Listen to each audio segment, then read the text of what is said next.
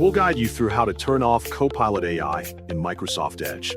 Quick disclaimer, you need to follow this step-by-step guide carefully, because skipping a single step will affect your final result. If this guide helpful, don't forget to like and subscribe. First, don't forget to comment if you still need our help or want to ask something, and we will reach you as soon as possible. Second, open Microsoft Edge on your computer or laptop. Once the browser is ready, look at the top right corner of the browser window and locate the three dots menu icon. Click the three dots menu to open the browser options.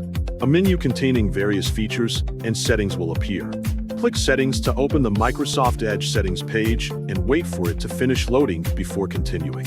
Locate the section labeled Copilot and sidebar or Copilot and AI, depending on your version of Microsoft Edge. Click this section to continue. Once it opens, locate the option labeled Show Copilot button and toolbar. Before making any changes, verify that the toggle switch is currently turned on.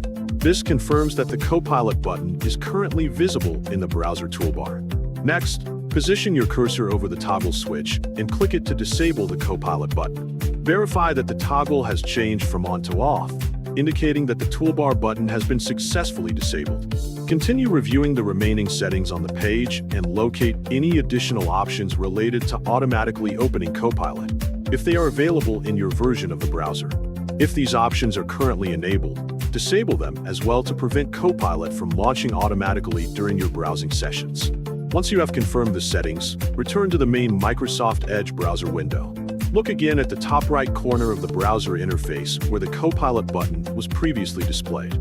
Carefully inspect the toolbar and verify that the Copilot icon is no longer visible. This confirms that the browser has applied your changes correctly. Once you confirm that the Copilot icon remains hidden, the process is complete.